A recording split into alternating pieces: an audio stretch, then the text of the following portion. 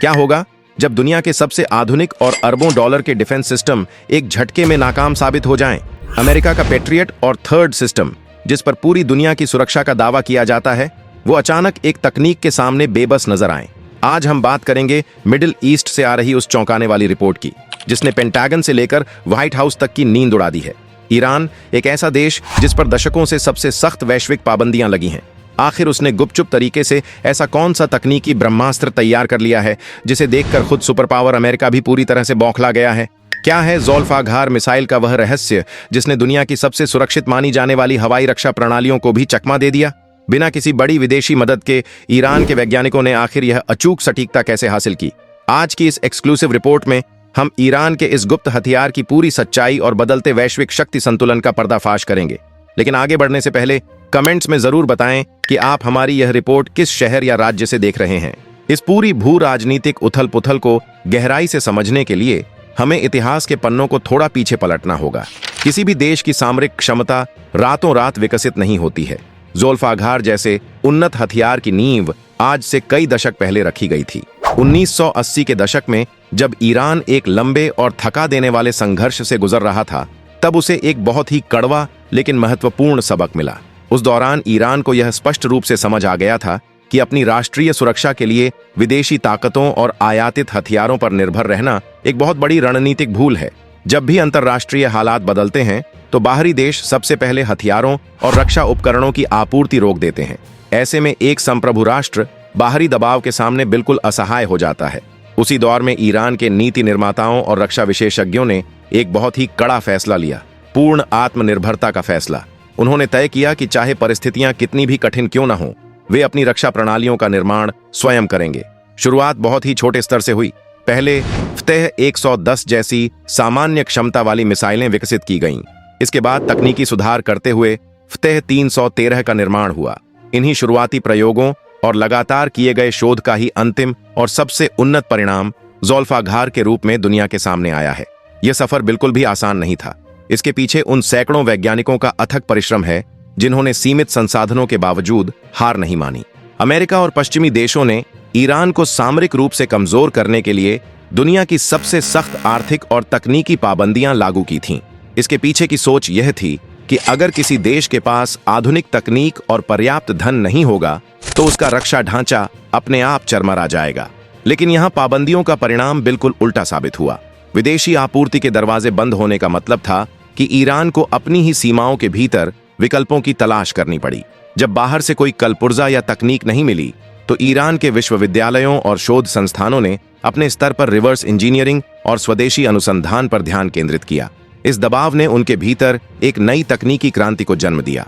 जो पाबंदियां उन्हें कमजोर करने के लिए लगाई गई थीं, वही पाबंदियां उनकी सबसे बड़ी प्रेरणा बन गईं।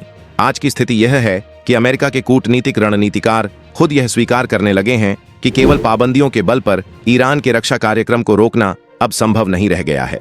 अब बात करते हैं उस मिसाइल की जिसने पश्चिमी देशों के आधुनिक रक्षा तंत्र में सेंध लगा दी है। ज़ोल्फाघार कोई साधारण हथियार नहीं है। यह इंजीनियरिंग और एरोस्पेस तकनीक का एक बहुत ही जटिल और सटीक नमूना है।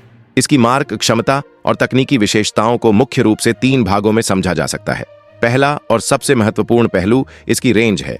ज़ोल्फाघार लगभग 700 से 750 किलोमीटर तक मार करने में सक्षम है। इसका सीधा अर्थ यह है कि ईरान अपनी सीमाओं के भीतर से ही पूरे मध्य पूर्व के कई महत्वपूर्ण ठिकानों को आसानी से अपना निशाना बना सकता है। दूसरा पहलू इसका सॉलिड फ्यूल प्रणाली पर आधारित होना है। पुरानी पीढ़ी की मिसाइलें तरल ईंधन पर काम करती थीं। तरल ईंधन वाली मिसाइलों की सबसे बड़ी खामी यह होती है कि उन्हें लॉन्च करने से पहले तैयार करने में कई घंटों का समय लगता है। इस तैयारी के दौरान दुश्मन देश के सैटेलाइट और रडार प्रणाली आसानी से गतिविधि को पकड़ लेते हैं और बचाव का समय मिल जाता है। लेकिन ज़ोल्फाघार ठोस ईंधन का उपयोग करती है। इसका मतलब है कि यह हमेशा लॉन्च के लिए तैयार रहती है। इसे तैनात करने और दागने में केवल कुछ ही मिनट लगते हैं। जब तक दुश्मन के रडार इसे पकड़ पाते हैं, तब तक यह अपने लक्ष्य के बहुत करीब पहुंच चुकी होती है। तीसरा और सबसे खतरनाक पहलू इसकी नेविगेशन और सटीकता है। जानकारी के अनुसार यह मिसाइल केवल अमेरिकी जीपीएस पर निर्भर नहीं है, बल्कि यह चीन की बेडो सैटेलाइट नेविगेशन प्रणाली का भी उपयोग करती है। अमेरिकी रक्षा प्रणालियां अक्सर दुश्मन की मिसाइलों को दिशाहीन करने के लिए जीपीएस सिग्नल को जाम कर देती हैं, लेकिन अलग नेविगेशन प्रणाली होने के कारण यह जैमिंग को आसानी से चकमा दे देती है। इसकी सटीकता 5 से 10 मीटर के भीतर आंकी गई है। इसका मतलब है कि अगर किसी विशिष्ट इमारत या किसी रडार स्टेशन को लक्ष्य बनाया गया है तो यह बिना भटके ठीक उसी बिंदु पर जाकर अचूक प्रहार करती है। दुनिया भर में अमेरिका के patriot, third terminal high altitude area defence और एरो डिफेंस सिस्टम को हवाई सुरक्षा का सबसे अभेद्य कवच माना जाता रहा है। ये प्रणालियां अरबों डॉलर की लागत से तैयार की गई हैं और इनका मुख्य काम आसमान से आने वाले किसी भी खतरे को हवा में ही रोक देना है। लेकिन ज़ोल्फाघार की गति, उसके ठोस ईंधन के कारण मिलने वाला त्वरित लॉन्च समय और उसके उड़ान के अंतिम चरण में दिशा बदलने की क्षमता ने इन प्रणालियों को गंभीर चुनौती दी है। जब कोई मिसाइल एक सीधी रेखा में आती है तो कंप्यूटर के लिए यह अनुमान लगाना आसान होता है कि वह कहां गिरेगी और डिफेंस सिस्टम उसे रास्ते में ही इंटरसेप्ट कर लेता है। लेकिन उन्नत नेविगेशन और उच्च गति के कारण इन आधुनिक प्रणालियों को प्रतिक्रिया देने का पर्याप्त समय ही नहीं मिल पाता। इसी वजह से रक्षा विशेषज्ञों का मानना है कि केवल मौजूदा डिफेंस सिस्टम के भरोसे रहना अब एक सुरक्षित रणनीति नहीं रह गई है। पेंटागन की चिंता केवल एक मिसाइल को लेकर नहीं है। ज़ोल्फाघार तो उस विशाल रक्षा तंत्र का केवल एक हिस्सा है जिसे ईरान ने पिछले कुछ वर्षों में बहुत ही खामोशी से तैयार किया है। इस शस्त्रागार में कई अन्य उन्नत प्रणालियां भी शामिल हो चुकी हैं। ईरान के शस्त्रागार में ज़ोल्फाघार के अलावा और भी कई अचूक हथियार हैं। 1450 किलोमीटर रेंज वाली खैबर शेखन उड़ान के आखिरी वक्त में दिशा बदलकर रडार को चकमा दे देती है। वहीं 2000 किलोमीटर तक मार करने वाली सेज्जिल मिसाइल को ट्रकों के जरिए कहीं से भी दागा जा सकता है, जिससे इसका लॉन्च पैड खोजना बेहद मुश्किल है। इसके अलावा ध्वनि से 5 गुना तेज उड़ने वाली फतह हाइपरसोनिक मिसाइल दुनिया के किसी भी डिफेंस सिस्टम को भेदने की क्षमता रखती है। सख्त पाबंदियों के बावजूद ईरान जिस तेजी से हर महीने इन नई मिसाइलों का उत्पादन कर रहा है वह पश्चिमी देशों के लिए सबसे बड़ा सिरदर्द बन चुका है। ईरान की उत्पादन क्षमता भी पश्चिमी देशों के लिए एक बड़ा सिरदर्द है।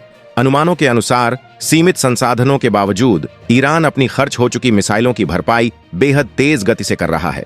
वह हर महीने भारी संख्या में नई मिसाइलें बनाकर अपने शस्त्रागार में शामिल कर रहा है।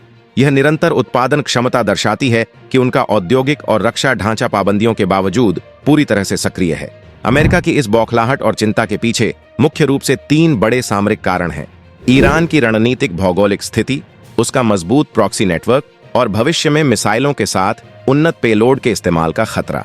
ईरान के इस उभार ने वैश्विक कूटनीति में हलचल पैदा कर दी है।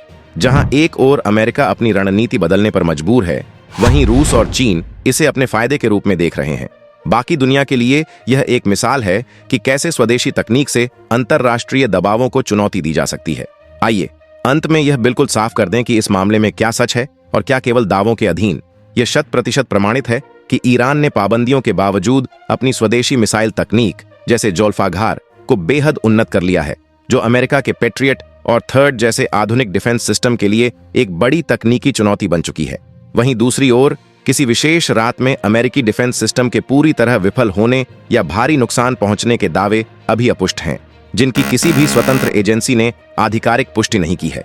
तमाम पाबंदियों के बीच ईरान की यह तकनीकी छलांग साबित करती है कि आने वाले वक्त में केवल तकनीक ही यह तय करेगी कि विश्व पटल पर कौन सा देश कितना शक्तिशाली है। अगर आपको हमारी यह बेबाक और तथ्य आधारित रिपोर्टिंग पसंद आई हो तो वीडियो को लाइक और अधिक से अधिक शेयर जरूर करें। एकदम सच्ची खबरों के लिए चैनल को आज ही सब्सक्राइब करें। जय हिंद।